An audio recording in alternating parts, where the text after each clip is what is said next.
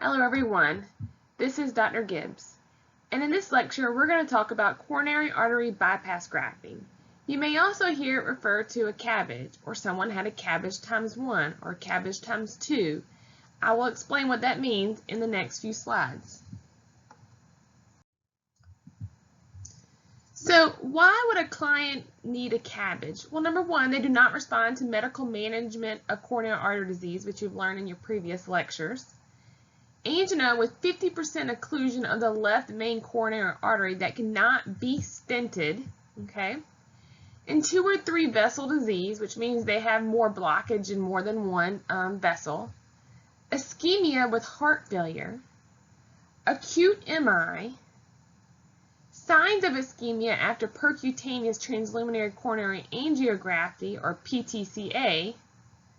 And coronary vessels are unsuitable for a percutaneous intervention. So on this slide, we're going to talk about the types of incisions and where you can get the vessels for an open heart surgery. So in this image, you'll see restored perfusion to the myocardium. Sometimes we'll use a vein called the saphenous vein. The saphenous vein is a very large vein within your leg, and you'll see that you see this image here. Or you can use a mammary artery or radial artery to bypass the obstruction of one or more coronary vessels. And I'm going to show you what this means in just a second. A mammary artery is the artery of choice because it has an excellent patency rate many years after the procedure. The client is placed on cardiopulmonary bypass and the temperature is decreased to decrease the rate of metabolism and demand of oxygen. And then the client is rewarmed, pacemaker wires are inserted, and the grafts observed for patency and leakage as the cardiopulmonary bypass machine is taken off. So you see here in this image, I'm going to see if I can get it highlighted for us. You can see here in this image right here that sometimes you'll see a patient do it endoscopic where they get the vessel, so they might just have puncture holes, but you need to monitor those for signs and symptoms of infection.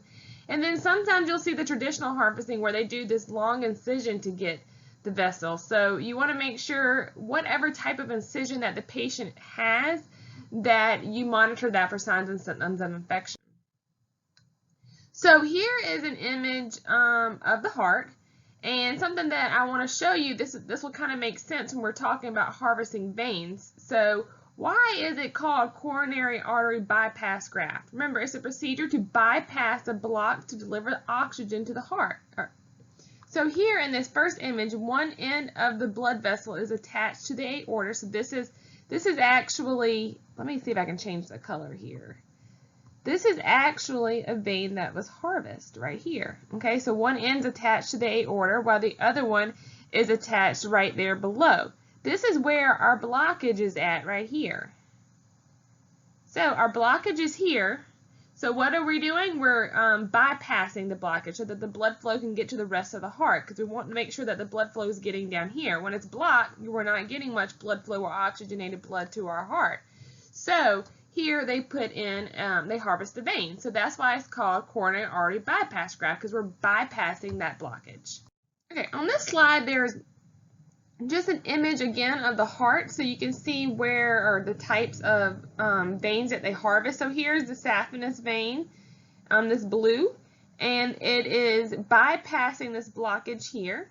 And they also give you examples of your radial artery bypass as well as your mammary artery bypass. This is just an image of them using the radial artery to bypass the blockage. Okay, so you want to make sure when you get a report from the nurse that you find out where they harvest the vein at, because you're going to need to monitor that site for signs and symptoms of infection. So in this image, this is a device that they use while they're in the operating room to keep the sternum apart, and so that the surgeon can operate and perform the coronary artery bypass graft. This is an image of what we call the minimally invasive cardiac surgery, and you will see this done. I actually seen it done several times. You have less risk with it, and it's a smaller incision. Not always will you be able to do a minimally invasive cardiac surgery. It really just depends on where the blockage is at. It depends on the patient to whether or not they can do this. So you'll see some of this as well as see the mediastinal incision that we just saw on the last page. So what are some things that we need to monitor pre-surgery? So things that we need to monitor before they go into surgeries, we need to make sure their electrolytes are within normal limits. So main electrolytes that I'm going to be talking about, or we have been talking about, is your potassium, your sodium, as well as your magnesium. You also want to make sure the hematocrit levels are within normal limits. Hemoglobin hematocrit, make sure there's no signs and symptoms of bleeding. So that's why you're going to see your PT, PTT, INR, and your platelet count. So you want to make sure you do that. Your budding creatinine, we need to make sure we have good kidney function. You're going to type and cross-match these patients prior to surgery, because if they need blood during the surgery or after the surgery, we already have them type and cross. So you want to do that before. Your cardiac markers, so that's like your troponin, your CK&B that we talked about in your previous lecture. And then a urinalysis, you also want to check. You know, you're checking for any signs and symptoms of dehydration, any signs and symptoms of infection, etc. Another thing that I want you to put on here is you want to check for blood sugars, especially if this patient's a diabetic. And even if they're not a diabetic, you want to make sure that you're checking for that, because there's research that says, you know, if your blood sugar is not within normal limits, then we're going to be at risk for developing infection. So you want to get that blood sugar pre. So some diagnostic tests that you might see completed prior to surgery is a chest x-ray to help us to visualize that heart. An EKG so that we can, and that's a 12-lead EKG, so we can know the rhythm. A stress test may be performed. An echocardiogram, because we're going to get that ejection fraction, see how well that heart is pumping. A coronary angiogram, and the patient have a cardiac catheterization. So what are some concepts that we're going to see with a patient that will be going through coronary artery bypass graft? Well, one is perfusion. We got to make sure that everything is perfusion to all organs. Oxygenation, cardiac output, definitely fluid and electrolyte imbalances. And we talk a lot about this when we go into talking about our rhythms. But after surgery, monitoring those electrolytes are very important. Altered nutrition, pain. And we want to make sure that we treat that pain in advance. So we don't want to get that pain so bad that this patient's not wanting to breathe, not wanting to walk, and risk them from getting pneumonia. So we need to make sure that we are really going in there when we're checking to make sure they don't need to go to the bathroom. We're also asking them about their pain levels.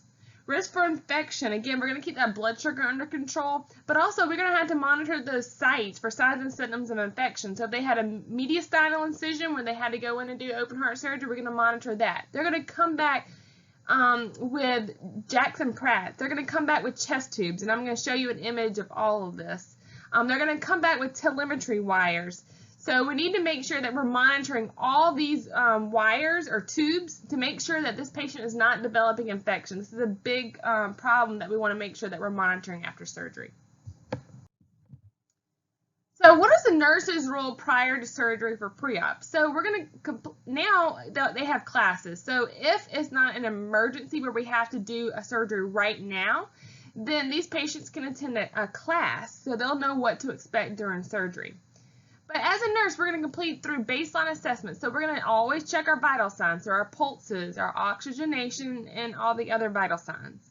We're going to explain to the patient that they'll have an endotracheal tube connected to a ventilator for several hours after the procedure, okay? So they're going to be on that for several hours, and they're going to wean them off of that.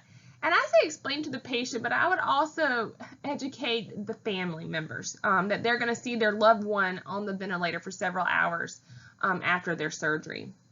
You're going to describe the surgical process in the post-op environment. What is it when they come back from open heart surgery? Typically, they're in the ICU for a day, and then they go down to what we call a step-down unit. What are things that they're going to be required to do? They're going to be required to walk. They're going to be required to use an incentive spirometer. You know, they're going to have to let us know when they're experiencing pain and unable to do these. They're going to need to know about all the tubes that are going to be connected to them.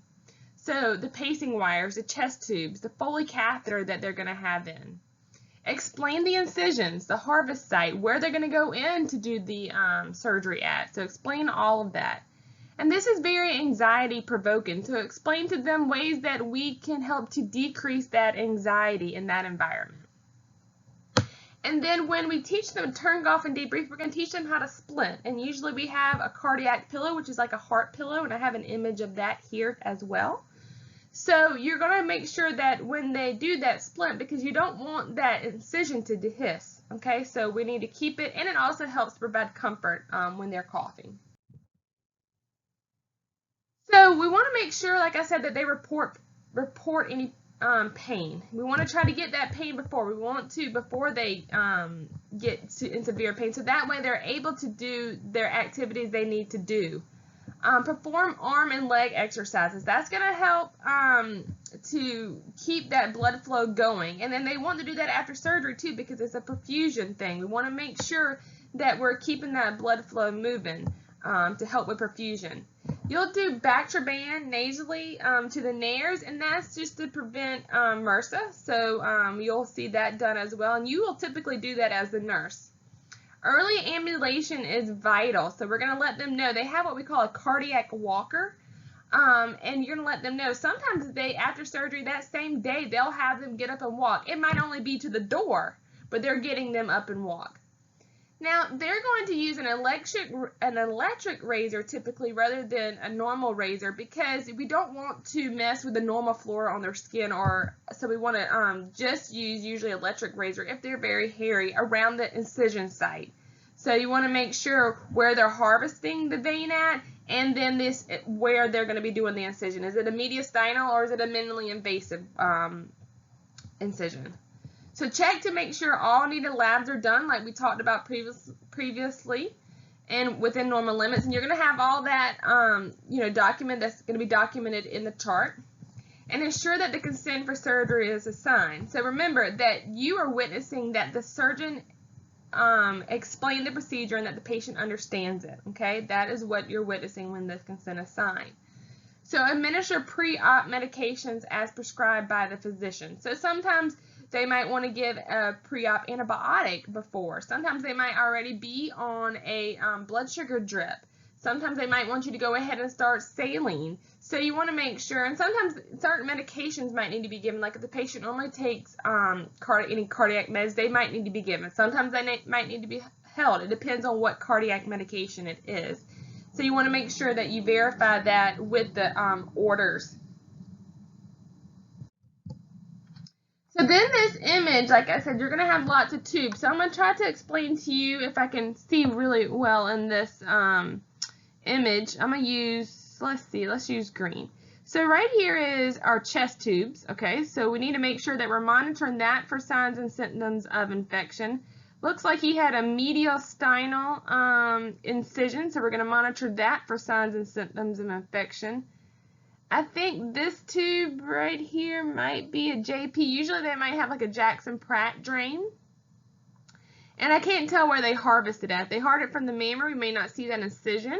If they harvested it from the leg, we would need to make sure that we're monitoring that. But not only monitoring that leg for signs and symptoms of infection, you get a lot of swelling there when they do that. So you want to make sure that you're monitoring below it to make sure there's no clots that have formed. Make sure that patient has a good pulse below that incision site, okay? And that's radial too, okay? So you want to always make sure that you're checking for your perfusion. Make sure the patient's perfusing well.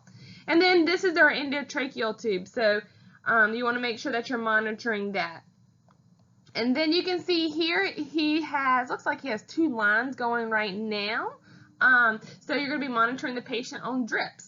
Okay, so there's a lot to monitor. Typically, patients, when they come out of open heart surgery, they're one-on-one or either 2 nurses for 1 patient, typically for the first couple of hours to make sure that this patient's taken care of. All right, so some labs that we're going to monitor after surgery include electrolytes, and those most common electrolytes that fluctuate dramatically after heart surgery is your potassium and magnesium. You may see calcium, but you're really going to see that potassium and magnesium. So things that we will see sometimes when they are not within normal range is some electrolyte or some cardiac dysrhythmias. So we want to make sure that we're monitoring that. Hemoglobin and hematocrit, we want to make sure that we're monitoring for like any signs and symptoms of bleeding after surgery. White blood cell count, we want to make sure that we're monitoring. Now you might see a little bit of elevation after surgery in the temperature, and that's expected. But if you see a high spike or fever that is greater than 4 days, then that could be indicative of what we call mediastinitis, where they did the sternal incision at, okay?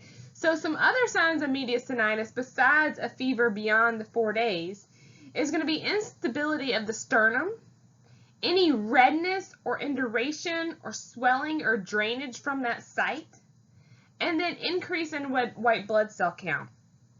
Bunning creatinine, we want to make sure that we monitor, make sure that we're getting good kidney perfusion. So it's not a lab, but you're going to monitor your urinary output really closely too after open heart surgery.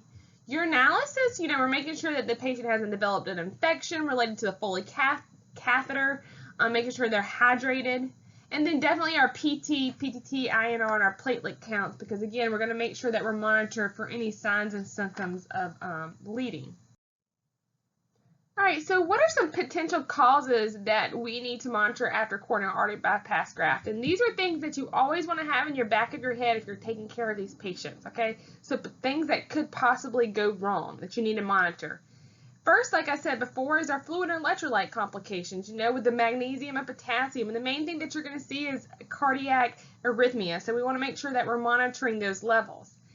And then with fluid, edema. Patients can have increased edema, so we want to make sure that we're monitoring that. Hypotension could occur, and this could occur because of the collapse of the graft that they just placed. Could be occur because of hypovolemia or vasodilation. Another one is hypothermia, and this is not uncommon after the patient leaves the surgical area. So you want to make sure that you, if they experience this, that you warm them gradually, okay? You don't want to warm them too fast, okay? Hypertension could also occur. Bleeding, definitely want to monitor for signs and symptoms of bleeding, and you're checking that hemoglobin and hematocrit. Cardiac tamponade, and the reason you can get cardiac tamponade, this is, remember, causes from increased fluid or blood around the heart and causes the myocardium to compress. The fluid compresses on the atrium and the ventricles, preventing them from filling. So we want to make sure that we're monitoring for signs and symptoms of this, because this could happen. And sometimes it happens whenever the chest tubes are not kept patent. So they're blocked, the chest tube that the patient has. So we want to make sure that we're monitoring that chest tube drainage, okay? So what are some signs and symptoms of cardiac tamponade that we need to make sure that we're looking for? And that is a patient has an increased heart rate.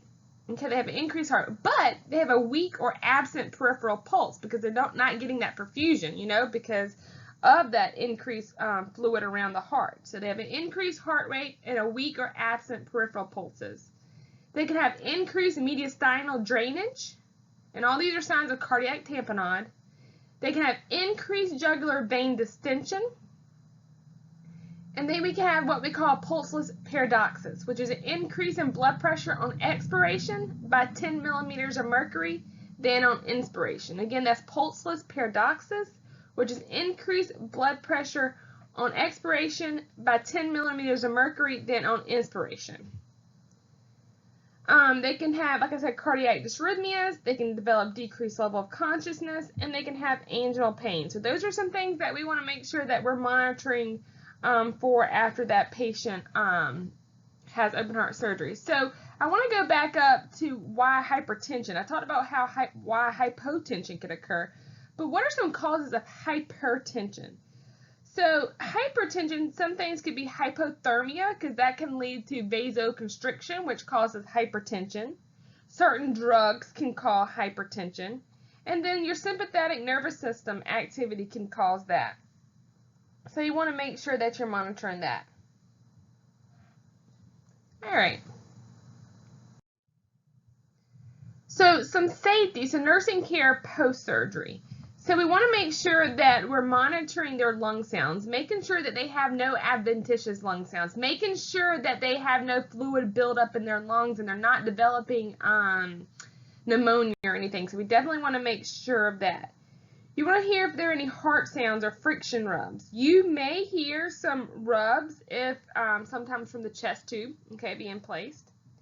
We want to make sure that their bowel sounds are coming back after surgery, okay? They're not developing any paralytic ileus or anything like that, okay?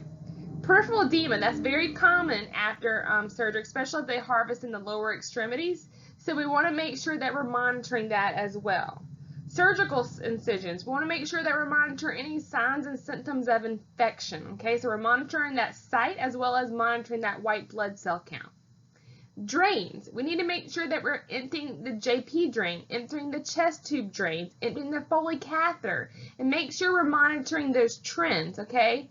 So it should not increase. What we should be seeing is things being decreased. Besides the Foley catheter, you want to make sure that you have 30 cc's an hour of urine with that.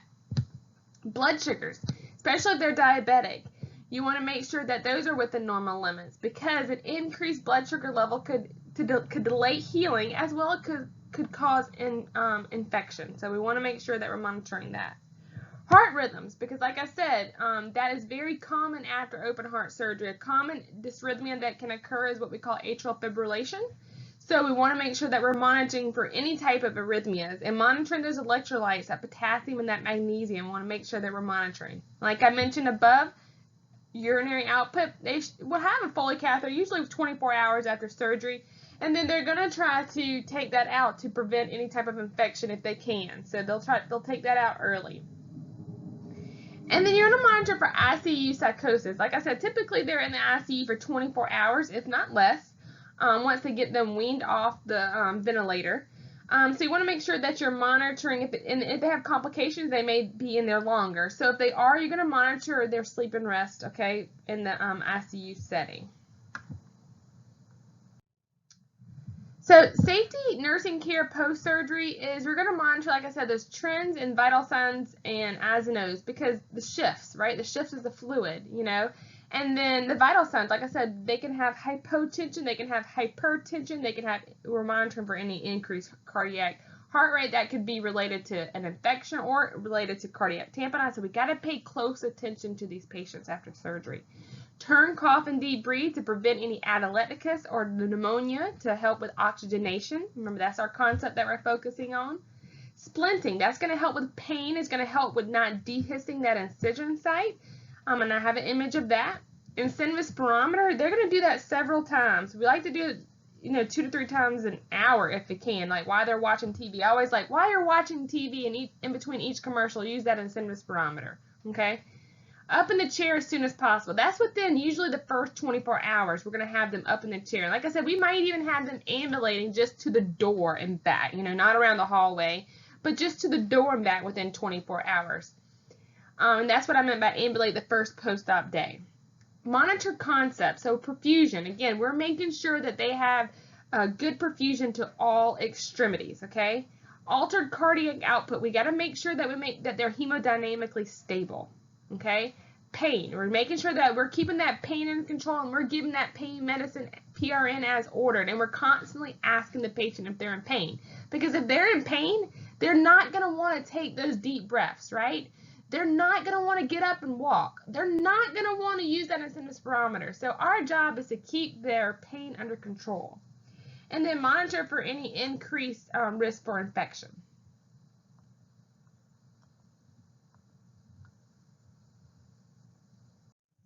All right, as mentioned earlier, you may see your patient come back with pacing wires.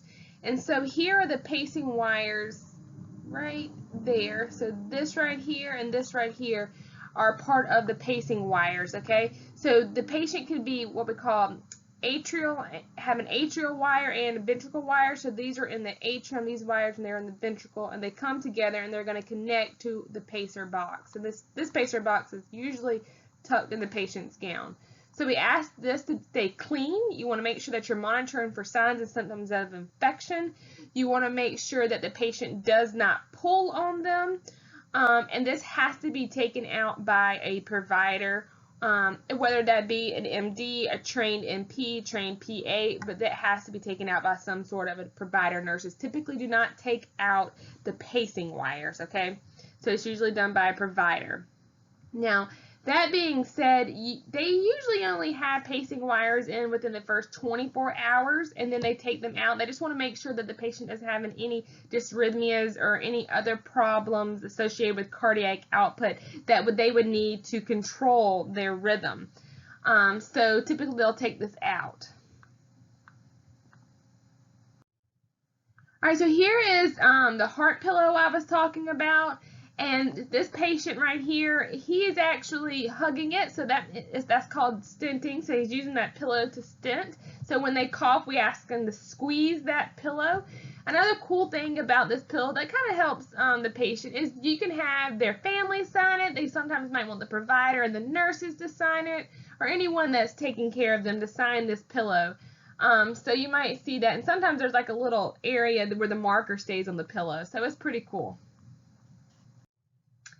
All right, so what are some of our sternal precautions? So this is related to our sternal incision or mediastinal incision. So you want to make sure that there is no pushing or pulling for 6 to 10 weeks because we're worried about the incision dehiscing, okay? So no lifting more than 5 pounds, no lifting arms over their head, no stretching arms behind their back. They're going to pace their activities because we want them to still ambulate, right? We want to keep that blood going. We want to keep that perfusion going, but we want them to pace it and do it in moderations. And rest before and after meals and before and after exercise. I want to make sure that they do that. So when they're getting up, there's a special position because we don't want them to use so much of their arms because then if they use their arms so much, then they could dehiss that incision. So you can see here in these images here that we're teaching them how to use their legs, okay, to get up and down. And we'll have physical therapy usually work with these patients too. All right, so discharge teaching for these patients. So care for their incision, soap and water. Okay, just plain soap, okay? Nothing like scented or anything like that, just plain soap and water. And we also want to educate them to take showers. And typically I tell them to shower head facing towards the back because you don't want that shower to face towards that incision, okay? So, and also you don't want tubs because that's going to be stagnant water, okay? And that increases the risk for infection. We also want to tell them or educate them on reporting signs of symptoms of infection, and that's the sternal incision. That's where they grafted at. That's where they had the old chest tube sites. Anywhere on their body that they have some type of incision, we want to make sure they're monitoring for signs and symptoms of infection, okay? But also monitoring for signs and symptoms of like pneumonia that they might develop post when they get home. So, and how to prevent that, we're going to educate them on that as well. So those are lifestyle changes, right? So we're going to educate them to quit smoking if they smoke. We're going to educate them on a heart-healthy diet, low-fat diet. If they're diabetic, we're going to have them watch their blood sugars and maintain them within normal limits to prevent any signs and symptoms of infection. They can resume normal activities slowly. And remember, no heavy lifting for 6 to 8 weeks. You might see a little bit in the literature, a little bit different than the weeks, but typically it's 6 to 8 weeks. Sexual activity based on the healthcare providers, and so typically they'll educate them on this whenever they come for their follow-up visit on sexual activity. But they're going to ask these questions, so you need to be comfortable in asking these type of questions or helping them with these type of questions. So no driving for 6 to 8 weeks, and that's because, you know, definitely they're going to be weak, but they're also going to be on pain medication. So we definitely don't want them driving. And they're not going to be, if something was to happen, they're not going to have that quick reflexes either. All right, so potential complication of a patient that has open heart surgery is what we call cardiogenic shock. And cardiogenic shock basically means your heart can't pump enough to meet the body's needs, okay? It just can't pump. It's not pumping. The heart fails to pump. All right, so what are early signs? And early signs are key as a nurse. You know, we want to make sure that we recognize those early signs to try to prevent further complications for this patient. Okay, so restlessness, and that is something key. Okay, if a patient starts getting restlessness, we need to figure out what is going on with this patient. They're anxious. They have tachypnea.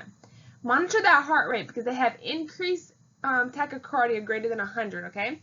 Their blood pressure in the early stage is typically normal. Now, when we go into late stage, they can develop hypotension, which is 90 millimeters of mercury less than in systolic, or 30 milligrams of mercury less than what their normal systolic baseline is, okay? They have decreased urinary output because if our heart's not pumping, it's not pumping to the kidneys either. So we have a perfusion problem. So therefore, we're not making any urine, okay? So decrease less than 30 cc's an hour. Changes in level of consciousness. We have decreased oxygen and blood flow to that brain. Perfusion and oxygenation problems. Okay, so we have where we were alert and orient times 3, we probably alert and orient times 0, okay? Lungs. So we have a pumping issue. So if we have a pumping issue, our heart has failed to pump, then that fluid is backing up into the pulmonary system and it's causing congestion. So you're going to hear crackles, okay? Their skin can be cool and clammy. They can have that thready or decreased peripheral pulses, okay? But they're going to have tachycardia, but it's going to be thready, and they're going to have those decreased peripheral pulse strengths, okay? So as a nurse, we need to monitor their fluid. So if they're in cardiogenic shock, we're not going to increase their fluid. Their heart can't pump. It can't tolerate any more fluids, okay? So if they have fluids hanging, then we probably need to stop those fluids. We want to prevent that fluid volume overload, right? We're going to give oxygen. We're going to monitor, again, restlessness is key. If our patient's restless, we need to figure out what is going on. We're going to monitor those vital signs, all right? These patients typically are going to be intubated, all right? We're going to give them morphine. Now, what morphine, yes, is going to be used to treat pain, but it also helps because it helps to decrease afterload. Remember back in 412 when we studied with congestive heart failure, morphine is going to help to decrease afterload. So you may see nitroglycerin being used, IV vasopressors and/or positive inotropes. And a vasopressor that you might see is epinephrine, and an inotrope that you might see might be DIG, okay? You may require a balloon pump, and a balloon pump is inserted generally in the femoral artery to the aorta to help with perfusion, okay? So you may see that inserted. So the signs of cardiogenic shock that you want to make sure that you remember are tachycardia, but remember it's weak peripheral pulses, and then decreased urinary output. You're going to have that clammy skin, which is diaphoretic, decrease in that level of consciousness, increase in those crackles, and decrease in that blood pressure for your late changes, okay? So be sure that you know those. All right, so here you see a Foley catheter bag, and this is just to remind you, a patient that has open heart surgery or coronary artery bypass graft, we definitely want to make sure that we're monitoring their urinary output, because this is going to tell us if their kidneys are getting good perfusion, okay? So how do we do that? We're gonna empty their Foley catheter, okay? And in the ICU, it's probably going to be every hour, and then when they get to the step-down unit, it's going to be every 4 hours. So you want to make sure you pay attention to the orders, okay? And then when they get the Foley catheter taken out, then we're going to have them urinate in a hat so that we can make sure that we're monitoring that output closely. All right, so some equipment that you may see with a patient that had coronary artery bypass grafting is oxygen and definitely cardiac monitors. So it is important for you to make sure that you understand this and that you educate your patient pre and post about both of these types of equipment. So one thing I want to point out with the cardiac monitors is that you want to make sure that you tell your patient if they're on, when they're on telemetry, they're all going to be on telemetry, that they cannot take that off. They cannot take that off. So let's say that they're going to get an x-ray. They're going to keep that telemetry on, okay? So they're always going to be on that heart monitor, okay?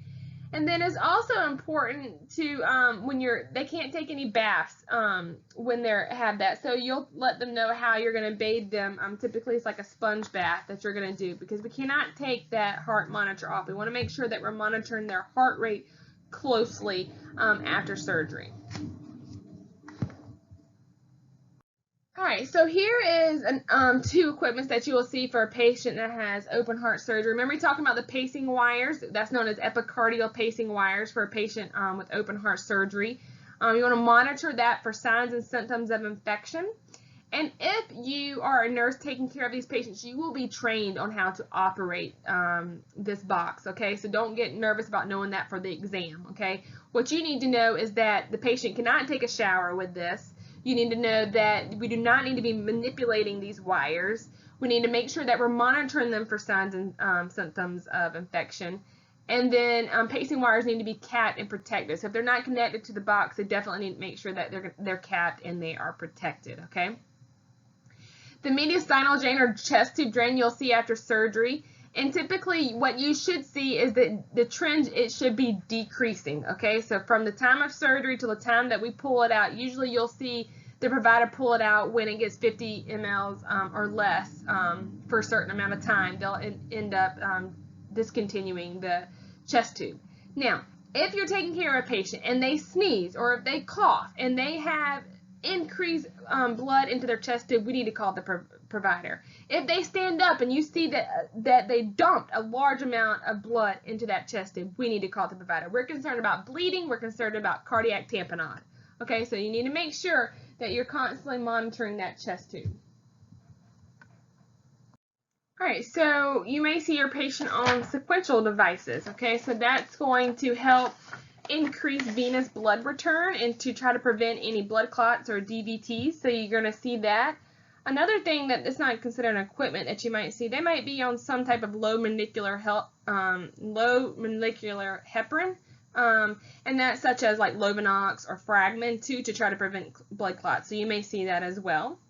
A pulse ox, because definitely we're checking our perfusion, we're checking our oxygenation to our extremities, so we want to make sure that the patient is getting, I would say, at least 95 or greater. And then IV and IV pumps and central lines, they're definitely going to have this, especially if they're like on continuous blood sugar checks. They might be on like a insulin drip that we want to make sure that we're monitoring. They might need, like I said, magnesium and potassium, so we want to make sure of that. And then they're going to be on some antibiotics post-op, just prophylactically, so that you will be operating the IV and IV pumps. And then it says central line. So these patients, something that I didn't bring up, typically will have a jugular access. So you want an IJ, so you want to make sure that you're monitoring that for signs and symptoms of infection. And once they realize the patient is stable, then they typically will take out the IJ, and then you'll make sure that you have a good peripheral access. So I just want to let you know that they typically do have a central line as well. So question, which of the following clients would be best for the RN to assign a licensed practical nurse?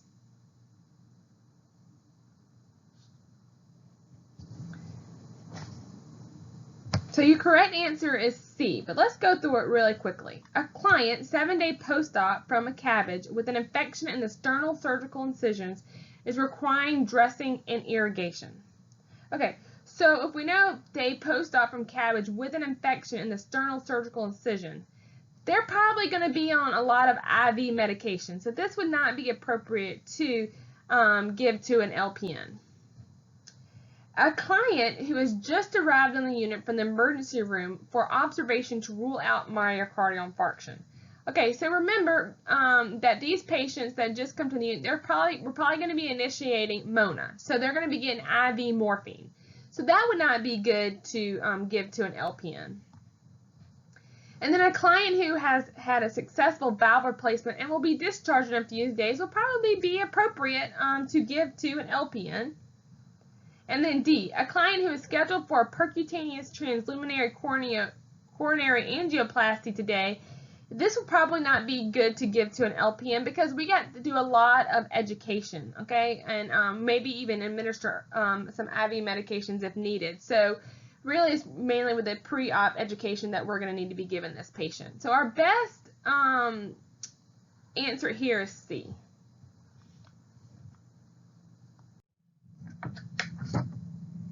All right, so as I've noted throughout these slides, perfusion is one of our things that we definitely need to make sure that we're monitoring. So again, you're going to monitor for those weak pulses, blood pressure, level of consciousness, syncope related to the decrease in pulse or dysrhythmias, urinary output. We're going to check for mucous membranes again because we're checking for signs of dehydration.